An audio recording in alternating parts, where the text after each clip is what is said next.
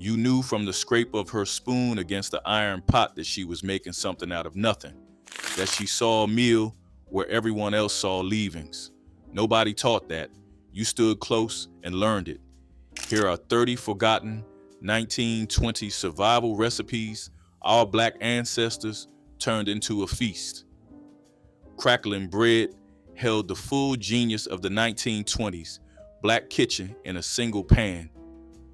When hog killing season came in November, the pig's skin was rendered low and slow in a cast iron pot, the fat melting off until the pieces shrank and crisped into dark amber cracklings. What came out wasn't a scrap, it was the next ingredient. Those cracklings went straight into coarse ground cornmeal batter with salt and just enough buttermilk to hold it, poured into the still warm skillet and baked until the top set and the bottom darkened. PMC historical records confirm crackling bread as a deep South black staple made from the pots the butcher reserved for the people who lived in the quarters. The cut nobody wanted became the bread that fed the whole family through winter. She never measured the cracklings. She poured until the color of the batter looked right. It always looked right to her. Potlikker was the dark, trembling broth left in the bottom of the pot after the greens had cooked down. Collards or turnips simmered all afternoon with a ham bone. Nobody poured it out. That liquid held vitamins and minerals that nothing else on the table could match in winter. You tore cornbread and held it over the pot until it could absorb no more, then ate it standing.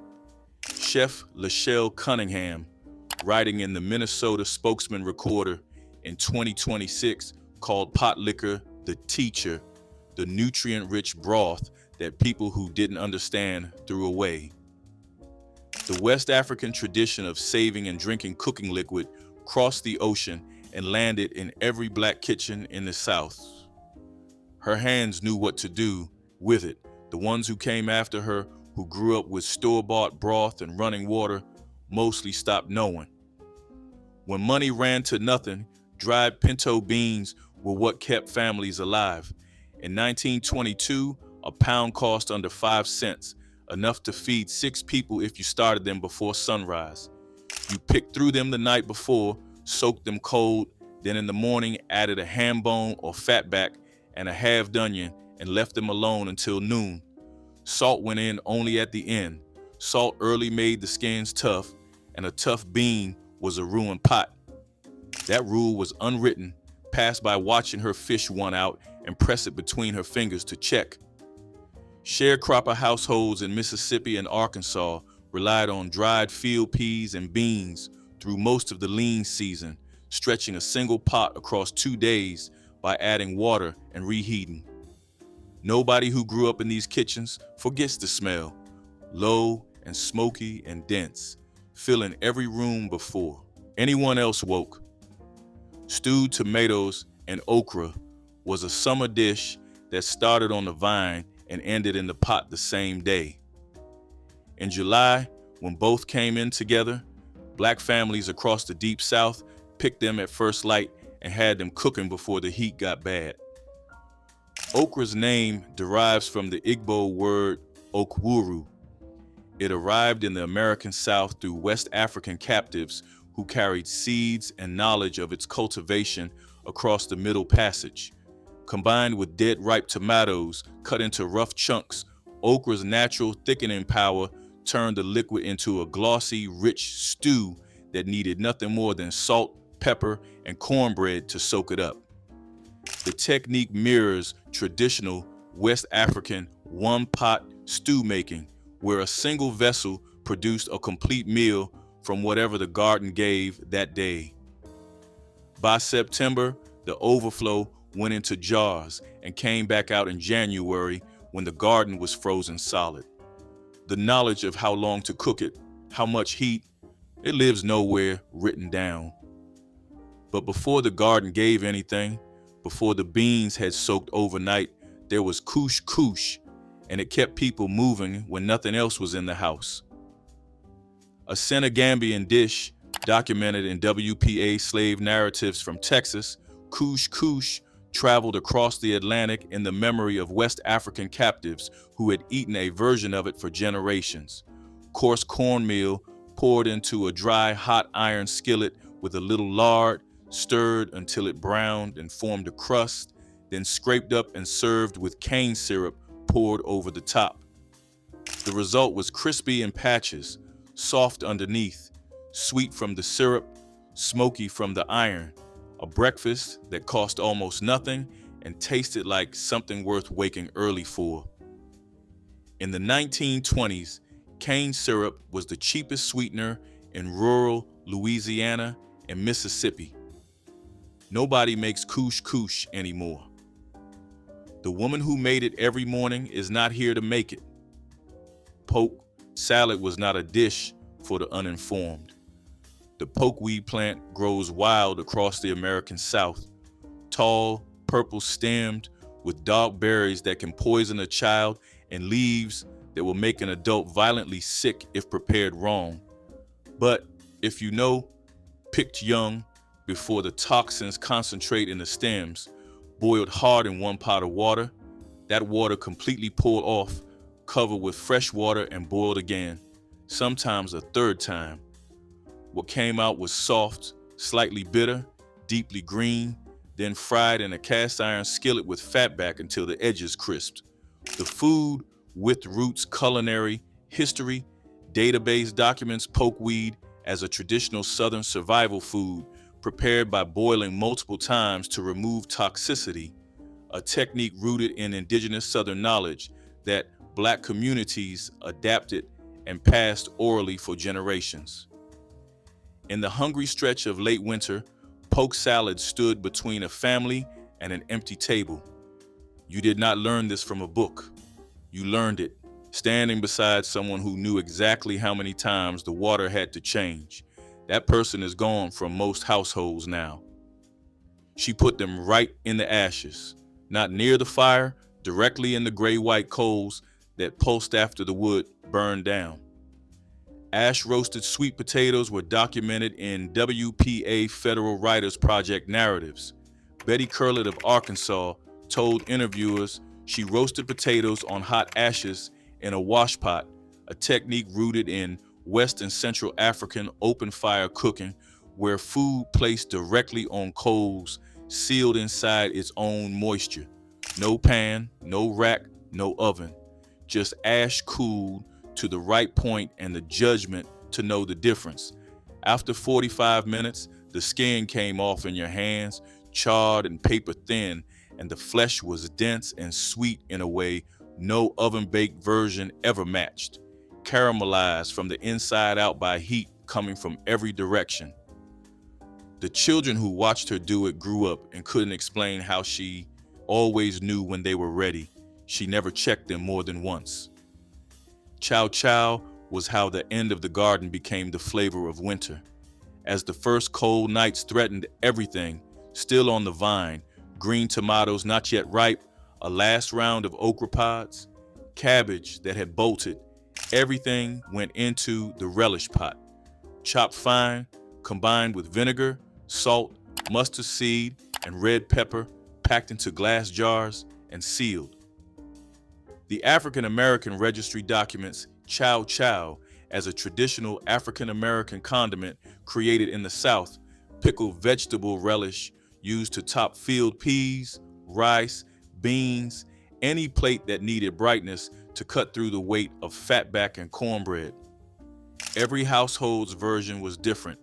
The ratio of vinegar to pepper to sugar shifted with every cook, every year, every jar, tasted and adjusted until it was right, never measured, never written. When she died, that ratio went with her. In the 1920s, a head of cabbage cost 3 cents. When the sharecropper account came up short and the family had nothing on credit, that 3-cent head was supper. Thick cut, salt cured fatback went into the iron skillet first to render and flavor the oil, then in went rough cut cabbage with just enough water to prevent scorching, lit on low for 20 minutes. Salt, black pepper, a splash of apple cider vinegar at the end to cut the richness. 6 people could eat from one skillet for 3 cents and go to bed full. She made it at least once a week, in a bad month, twice. And nobody said a word because the smell of fatback releasing into that hot pan was the kind of comfort that reached you before you even cleared the yard and came through the door. Guinea hens ran loose in yards across the rural Black South, and anyone who kept them knew they weren't pets. They were the insurance policy. Soul food historians document that enslaved people of West Central African origin cooked guinea fowl with rice exactly as their forebears had. The bird jointed and browned hard in iron, then covered with water and root vegetables and pulled to a long, low simmer. Into the 1920s, Black households still stewed guinea hen the old way. Onion, turnip, sweet potato in the pot, 2 hours low until the meat left the bone. The broth had a richness chicken couldn't match. Darker, more complex, telling you plainly that this bird had lived outside, had eaten bugs and grass, and moved under its own power. That broth poured over rice, and the bowl came back to the pot for more. And if the guinea hen stew carried the flavor of something wild, peanut soup carried something older, a memory of West Africa that crossed the ocean in the hands of every Black cook who kept making it. West African nut soup tradition, where groundnut stews formed the center of a meal, came through the Middle Passage intact. The Bantu word for peanut, nguba, was recorded in the American South as early as 1834. George Washington Carver, working in the 1920s, documented the peanut as a primary protein source for Southern Black households and identified over 300 uses in his Tuskegee research. The soup, raw peanuts boiled soft, mashed into paste, combined with sweet potato and onion, thinned with water or bone broth, seasoned with salt and red pepper, rich enough to coat a spoon, cheap enough to make from what grew in the yard. It was not poor food, it was a direct line to a culinary tradition that predated America by several thousand years. Rabbit was what you ate when the hog was gone and the beans were low and someone had set traps the evening before. Wild-caught cottontail, historically documented as slave food from the era when enslaved people supplemented rations by hunting small game near the quarters, stayed on the table in Black households well into the 1920s. The preparation, jointed, soaked overnight in salted water to draw out any gaminess, then browned hard in lard, set aside while onion cooked down in the same pan, then everything back in together with just enough water to reach halfway up the pieces, lid on, fire low for an hour. What remained was a dark, sweet, savory onion gravy thick enough to pour over rice. You'd never know from the taste what it cost. Almost nothing in money and a morning and the knowledge of how to set a trap. Her father had taught her, she hadn't taught anyone. By the time her children were grown, there was a grocery 2 towns over and the trap stayed in the shed. Possum roasted with sweet potatoes was one of those dishes that got laughed at by people who hadn't grown up eating it and deeply missed by everyone who had. A possum was slow-moving, plentiful, and free. It asked nothing of the household budget and required only the patience to prepare it. Right. The animal was dressed and soaked in salted water overnight to remove gaminess, then rubbed with red pepper and slow roasted over coals or in a low oven surrounded by sweet potatoes that cooked in the dripping fat. WPA federal writers, project narratives document this dish across the Deep South as a staple of 1920s Black rural households.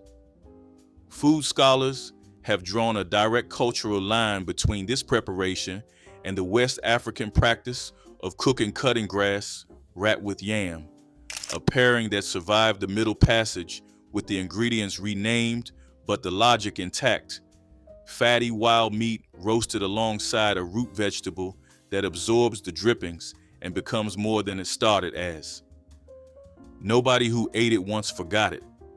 Nobody who didn't grow up with it ever quite believed the people who said it was worth making. The persimmon tree was a calendar. When the fruit turned deep orange and soft, so ripe it nearly fell at a touch, you knew the first hard frost had come and gone. Persimmon pudding, a dense, spiced, baked pudding made from wild persimmon pulp, was a 1920s rural black household dessert that required nothing bought from a store. The persimmon itself carried cultural weight. Food historians note that native persimmons replaced the fruit of the African ebony tree in the foodways of black communities in the Americas, one fruit standing in for another as people adapted to a new land while holding the logic of sweetness and season. The pulp was pressed through a sieve to remove seeds and skin, then beaten with eggs, milk if there was any, a little lard or butter, sugar and spice, nutmeg, cinnamon, and baked low in an iron pan until it set firm and dark. It tasted like nothing else. She made it once a year in the window when the persimmons were ready. That window is still there. The hands are not. Before the persimmon tree gave its fruit, before the possum came in from the cold, the morning started the same way, with red-eyed gravy, which was not really about the ham at all. It was about the pan after the ham came out.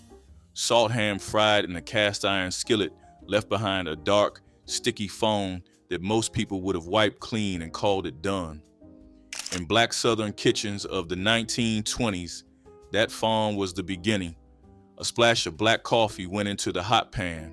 Coffee, not water, because coffee deepened the color and added a bitter backbone that cut through the salt of the pork. Scraped loose, reduced for 2 minutes, and poured over split biscuit halves, still warm from the oven. The result was thin, dark, intensely savory, unlike any gravy made with flour or fat. Nobody who grew up eating it ever described it correctly to someone who hadn't. You had to be there, at that table, with that pan.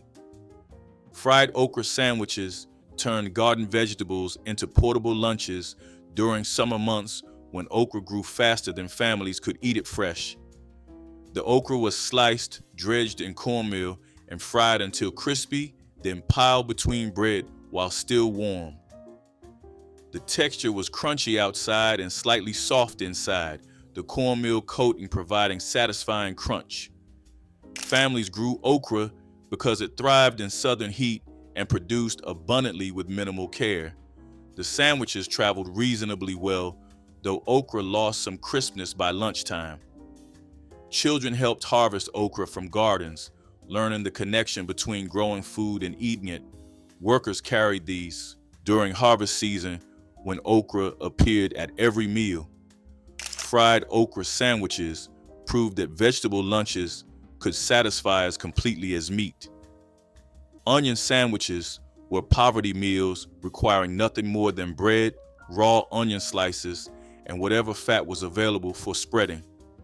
Families sliced onions thick, layered them between bread, spread with lard or bacon drippings, and packed them for lunches when nothing else was available. The onions provided nutrition and sharp flavor that made plain bread more interesting than eating it dry. During the Depression and other lean periods, onion sandwiches kept families fed when even pennies for other ingredients had disappeared.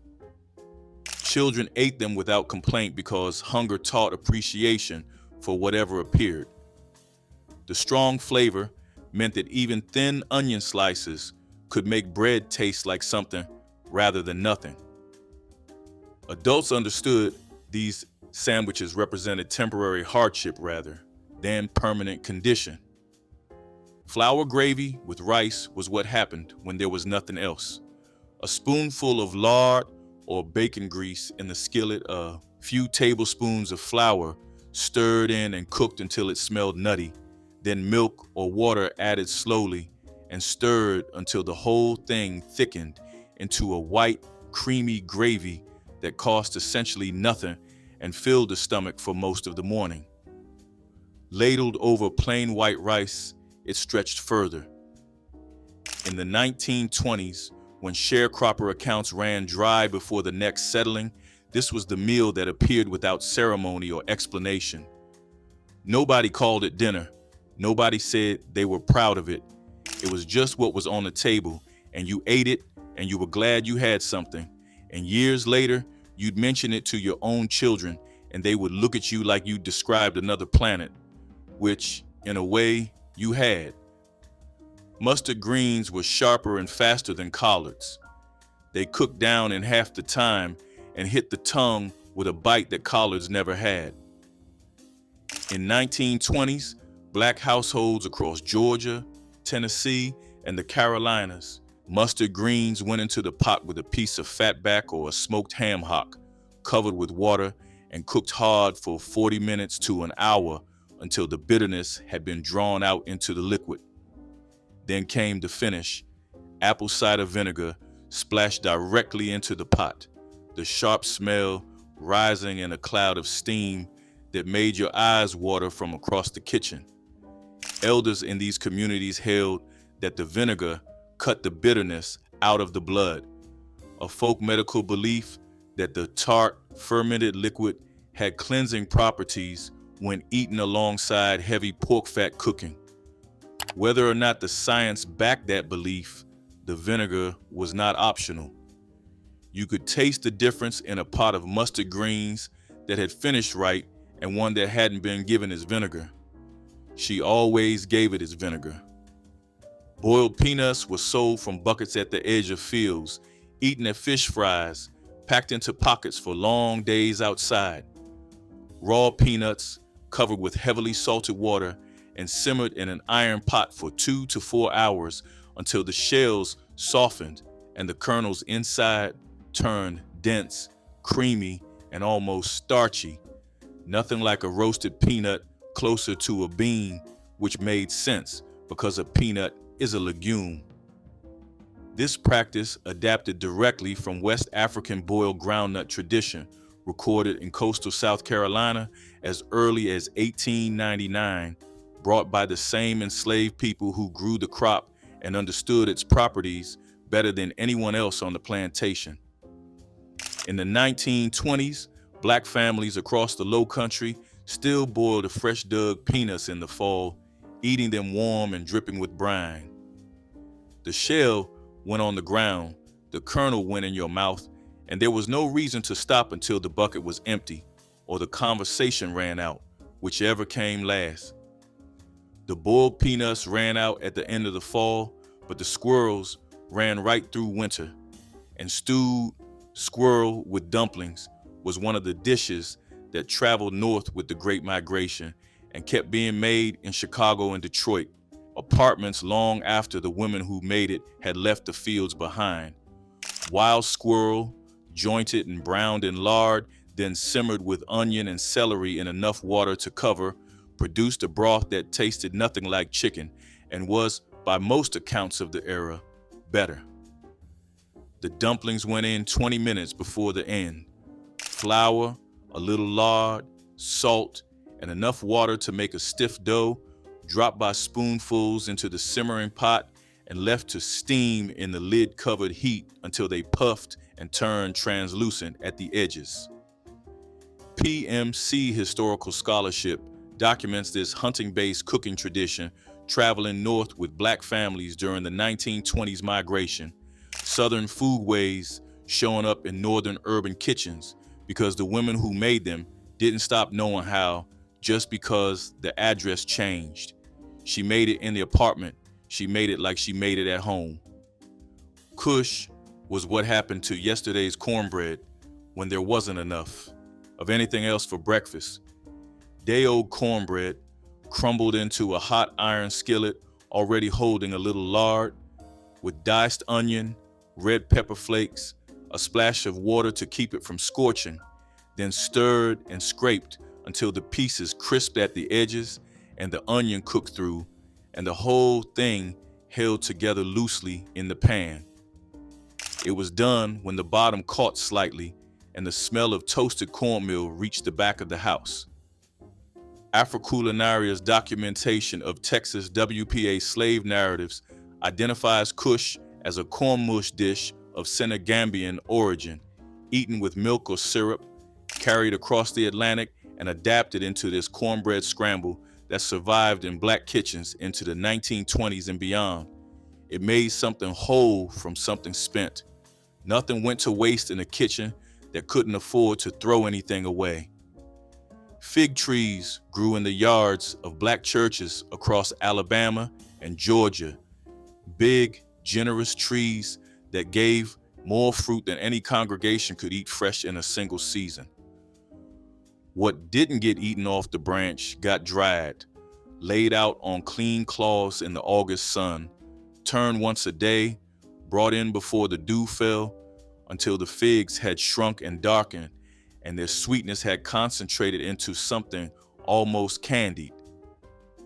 Those dried figs went into a pot with water and sugar and were slow cooked into preserves that kept through the whole winter, spread on cornbread or biscuits when nothing else was sweet. The woman who kept the fig tree carried that knowledge the way she carried everything else without writing it down, just by doing it every year until someone happened to be watching. Cold biscuits with preserves provided sweet lunches made from breakfast leftovers and home canned fruit. Families baked biscuits in the morning, setting aside extras for midday meals.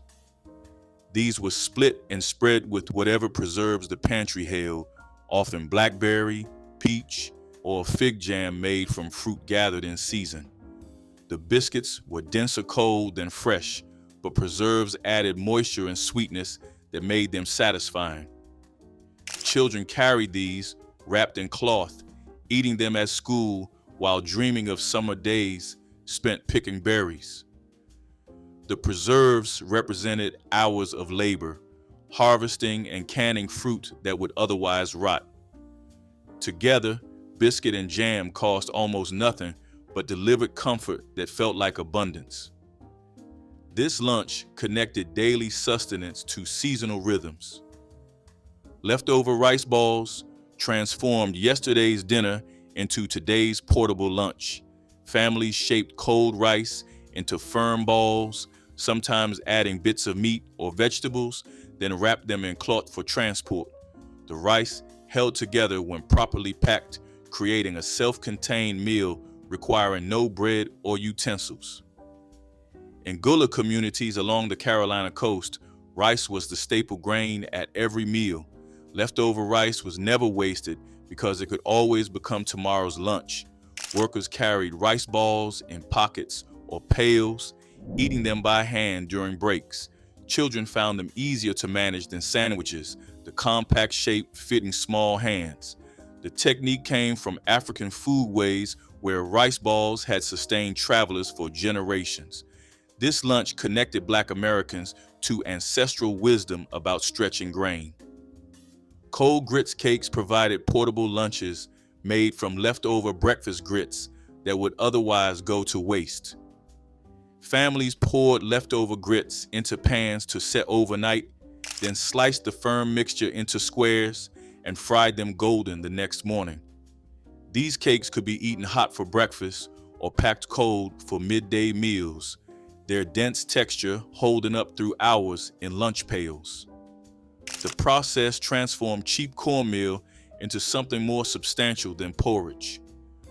Workers carried grits cakes knowing they would fill hungry stomachs when no other food was available. Some families added bacon or cheese when affordable, but plain grits cakes provided satisfying carbohydrates without additions. The technique represented kitchen wisdom passed between generations of Black women who understood creativity conquered poverty. Mama's scrap pie had no recipe because it was never the same pie twice. It started with pastry scraps, the trimmings left from whatever pie had been made earlier, gathered into a bowl, rolled flat, laid into a small tin. Into that crust went whatever remained, a spoonful of fig preserves, a smear of sorghum, a handful of crumbled biscuit with sugar, 2 spoonfuls of canned peaches. It went into the oven at whatever heat the stove was already running, and it came out different every time. Sometimes jammy, sometimes crumbly, sometimes half crisp in one corner and soft in the other. It had no name, it was just what she made from what was left. The children who grew up eating it could describe the taste of it 40 years later and could not find anything in any kitchen that matched it because the ingredient that made it what it was never appeared on any list. The refusal to waste and the hands that knew how. Those hands are gone now. Canned yams in syrup were the sweet echo of holidays that seemed too far away. Sent in care packages wrapped with love, they arrived dented, sticky, and precious beyond words. The syrup clung to the metal can, a reminder of kitchens filled with cinnamon and laughter. Soldiers would heat them over camp stoves when they could, savoring each bite as if it were dessert at home. Sweetness was rare in war, but this was something that made men pause and smile. Every spoonful tasted of family, of women who stayed up all night canning, of mothers praying over parcels bound for the front lines. For Black soldiers, canned yams weren't just food, they were the taste of belonging. They brought memory to the mess table, reminding everyone that they were still sons, still loved, still expected to come home. That syrupy sweetness cut through the salt and smoke of war, softening the world for a moment. It was hope in a can, opened with trembling hands. Before ovens with temperature dials, sweet potatoes went straight into the ashes of a dying fire. You buried them in coals after supper, and by morning the skin had turned papery and black, while the inside became soft as custard, deep orange, and so sweet it needed nothing else. This was the original African method, the yam roasted in embers, adapted to the sweet potato that grew across the South. The flesh was packed with beta-carotene, vitamin A, fiber, and potassium, and slow roasting made all of it easier to absorb than boiling ever could. Kids pulled them apart with their fingers, eating the charred skin and all. No peeling, no butter, just the potato and the fire. Your great-grandmother knew the exact color of ash. That meant they were ready. Nobody roasts them that way anymore. That sweetness, smoke, wood, and time left with the last hearth. It stood in the corner of the front room like a black iron sentry, round-bellied, squat, with a pipe that rose through the ceiling and out the roof. The Potbelly stove was the heart of the house in winter, and everything in the home was arranged around it. Chairs faced it, beds were pulled toward it, clothes dried on lines strung near it, children dressed beside it in the morning and undressed beside it at night. In Black churches across the South through the 1950s, a single Potbelly stove heated the entire sanctuary, and the pews closest to it were claimed first, not by seniority, but by whoever arrived earliest. The Philadelphia Tribune documented the stove's central role in African-American domestic life as late as the early 1960s. You fed it wood or coal, adjusted the damper to control the draft, and listened to the metal tick and ping as it expanded with heat. That sound, the slow, rhythmic ticking of hot iron, was the sound of a house that was still warm. When the stove went cold, everything went cold. Sweet potato biscuits were the kind of comfort that carried warmth across oceans and through the hardest days. Made from mashed sweet potatoes, flour, and a little shortening, they baked into soft, golden biscuits that held the sweetness of home in every bite.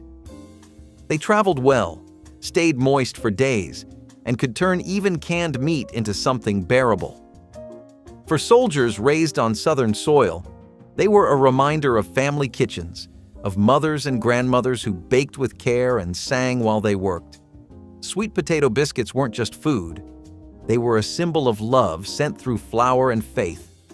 In war, when everything familiar disappeared, something as simple as a biscuit could remind a man of who he was and where he came from. They filled bellies, yes, but they also filled hearts, softening the distance between the battlefield and the dinner table. For Black soldiers fighting both the war abroad and the one at home, these biscuits carried the strength of generations that knew how to endure and still create sweetness from struggle. Each bite whispered of home, of Sunday suppers and safe places waiting at the end of the fight.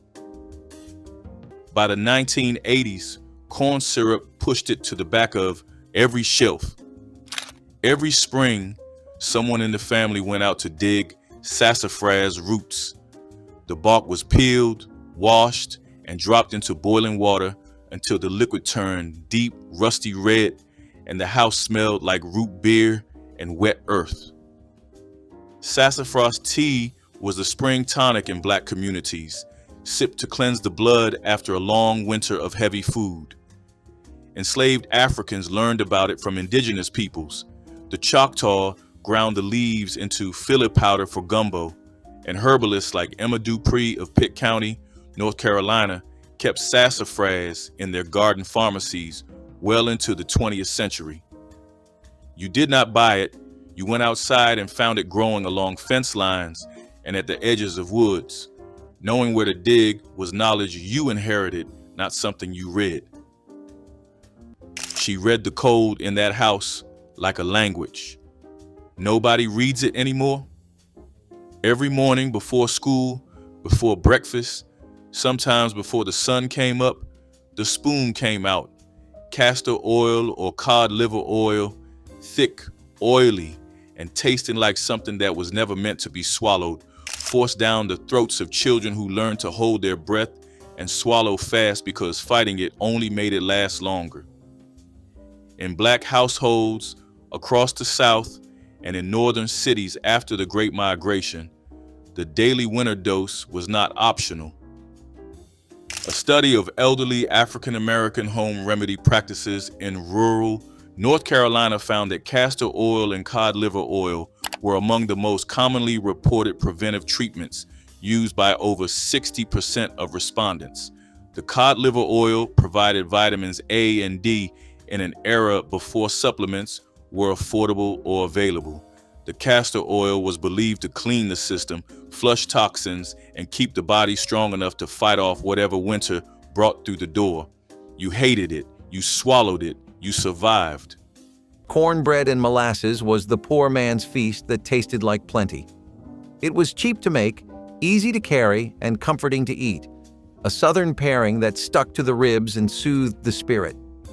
Cornmeal was rationed but still available, and molasses was sweet, thick, and nourishing, adding just enough energy to push through long days. Soldiers who grew up on this combination knew it as both breakfast and dessert, the kind of meal that could stretch through the week. It reminded them of home kitchens where cornbread baked in cast iron and molasses dripped slow from old jars. Together, they told a story of endurance, of making do with what little there was and still finding sweetness in it. Even overseas, when food came from tins and supply lines, that memory of warm bread and syrupy molasses could lift morale. Cornbread and molasses didn't look like luxury, but it felt like love served simple. It was the taste of the South, of strength and of gratitude, reminding every soldier that comfort could come from the most humble plate. Each bite was a promise that no matter how far they went, home lived in the flavor of the meal. A spoonful of Blackstrap molasses was as common in a Black household during the 1940s as aspirin is today. Mothers stirred it into warm milk for children who looked pale. That thick, nearly black syrup, left over from the third boiling of sugarcane juice, carried more iron per tablespoon than red meat, along with calcium, magnesium, and potassium. Enslaved Africans had received molasses as part of weekly rations and turned a survival allotment into something closer to medicine. It went into cornbread batter over porridge and straight off the spoon when someone needed strength. Blackstrap was the cheapest grade because the sugar industry considered it waste. The community considered it a cure. The quilts did not stay on the bed when the temperature dropped low enough. They went up on the walls, hung from nails, or draped over curtain rods. Heavy quilts covered the thinnest walls and the coldest corners of the house, trapping a layer of still air between the fabric and the wood that worked the same way modern insulation does. In Gee's Bend, Alabama, a black community famous for its quilting tradition, documented by the Smithsonian, women made quilts from old work clothes, flour sacks, and scraps of worn-out dresses, stitching them thick enough to serve double duty as bedding and insulation. A single heavy quilt on a north-facing wall could raise the temperature in a small room by several degrees. The stitching patterns were not decorative accidents. Tighter patterns with more thread created denser fabric that held more air. Your grandmother knew which quilt went on which wall, the same way she knew which pot went on which burner. Collard greens with salt pork were more than a meal. They were a declaration of survival. Boiled slow in army pots or home kitchens, the greens softened into something tender and deep, their flavor carried by the smoky salt of cured pork. They reminded soldiers of backyards and church gatherings, of hands that worked hard and cooked harder. In a time of rationing, collard greens symbolized resourcefulness, turning what little you had into something sustaining. For black soldiers, this was a taste that reached beyond hunger. It connected them to a lineage of resilience. Collard greens had long been a food of freedom, grown in hidden plots by enslaved ancestors who passed their strength through the leaves. Even in mess halls far from home, that spirit lingered. Eating them was an act of memory and quiet pride, a way to reclaim power in a world that often denied it. Collard greens with salt pork weren't fancy, but they were real, and they reminded every soldier who ate them that endurance was part of their inheritance. Each serving was a humble bowl of history, strength, and soul, simmered slowly until it tasted like perseverance itself. Your grandmother called it potlikker, and she treated it like liquid gold. That greenish, smoky broth, rich with the vitamins that had cooked out of collards, mustard, or turnip greens, was sipped straight from a cup or sopped up with cornbread. West African cooking traditions had always valued the broth from boiled greens, and that knowledge survived the Middle Passage and landed in cast iron pots across the South. Potlikker carried iron, calcium, vitamin K, and folate in every swallow. Doctors cost money. This cost nothing. Mothers gave it to sick children. Pregnant women drank it by the glassful, and old men swore it kept their blood strong. You never had to be told to drink it. You watched her pour it and hold the cup out. The women who kept that broth simmering are mostly gone now. The pots went cold, and the simplest medicine those kitchens ever made slipped right off the stove. The soles wore through first. Thin leather or cardboard bottom shoes that were already a size too small developed holes by mid-January, and there was no money for new ones until spring. So you folded a piece of newspaper, cut it to fit the inside of the shoe, and laid it flat over the hole. On top of that, a piece of cardboard from a cereal box or a shoe box, a second layer between your foot and the frozen ground. The newspaper absorbed moisture and provided a thin cushion of insulation, and the cardboard kept the worst of the cold and wet from coming through the gap. You replace both every day because they soak through by afternoon. Children who walk miles to segregated schools in the 1940s and 50s did this without being told. It was just what you did when the shoes gave out and winter did not.